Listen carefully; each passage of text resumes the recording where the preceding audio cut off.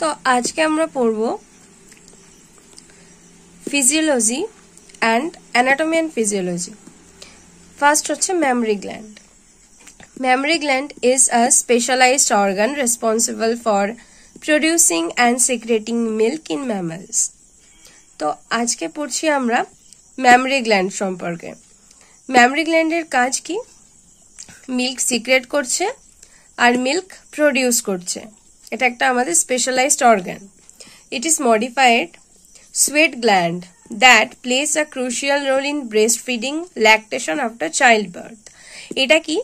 এটা একটা sweat gland. Sweat gland মানে ঘর্মগ্রন্থি, অর্থাৎ যে গ্রন্থির মাধ্যমে আমাদের বা একটা গ্ল্যান্ড, যে গ্ল্যান্ডের মাধ্যমে আমাদের শরীর থেকে সোয়েট বা ঘাম বেরোয়, সেইটা হচ্ছে সোয়েট গ্ল্যান্ড।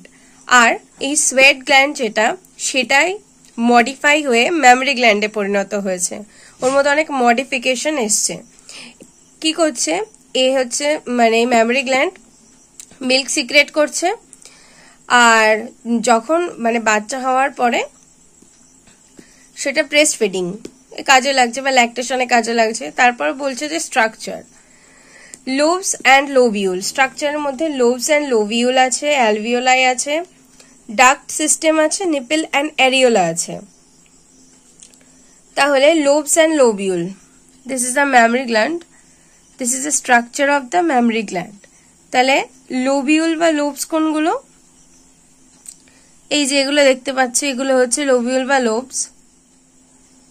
এখানে আমি দেখিয়েছি যে গ্ল্যান্ড লোবিউলস বা লোবস।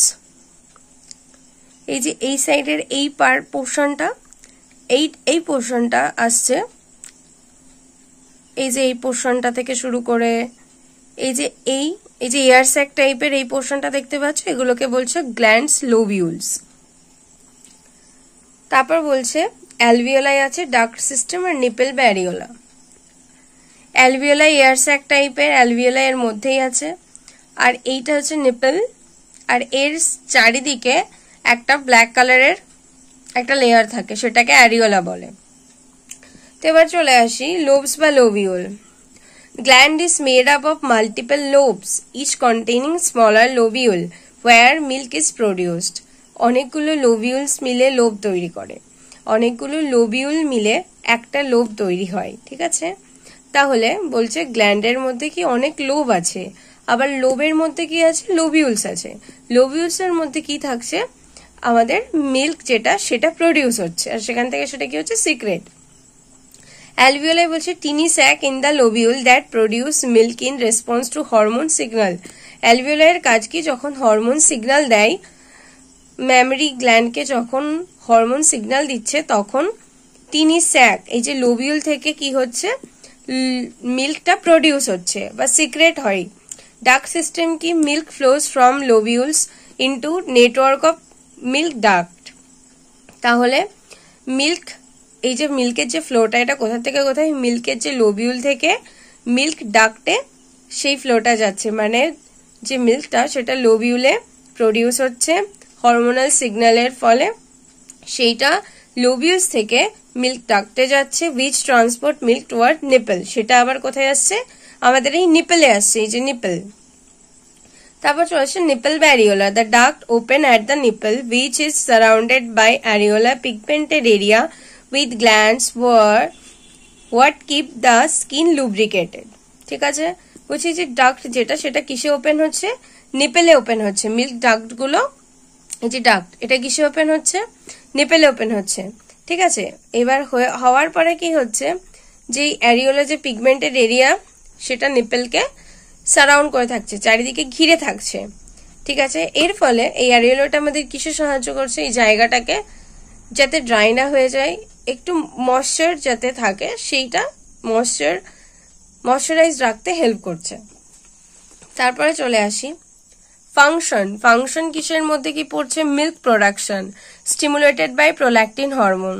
হরমোনাল সিগন্যালের ফলে মিল্ক গ্ল্যান্ডে বা ম্যামরি গ্ল্যান্ডে কি হচ্ছে? সিগন্যাল আসছে, হরমোনাল সিগন্যাল। তার ফলে প্রোল্যাকটিন কি করছে? মিল্ক সিক্রেট করছে বা প্রডিউস করছে। মিল্ক ইজেকশন কি?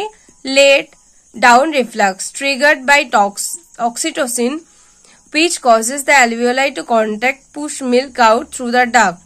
মিল্ক ইজেকশন মানে মিল্কটা নিপল থেকে বাইরে বেরিয়ে আসছে কিভাবে, এটা নাম হচ্ছে লেট ডাউন রিফ্লাক্স।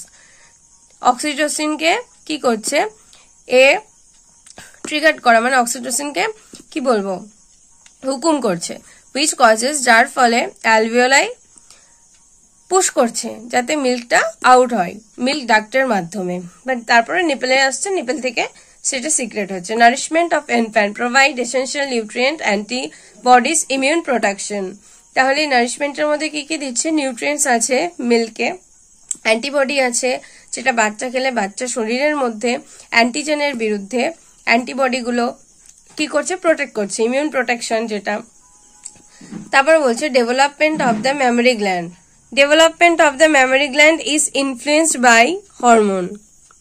তাহলে মেমোরি গ্ল্যান্ডটা কি হচ্ছে, বিভিন্ন হরমোনের দ্বারা ইনফ্লুয়েন্স হচ্ছে, like oestrogen, progesterone, prolactin, oxytocin, specially during pregnancy and lactation and puberty.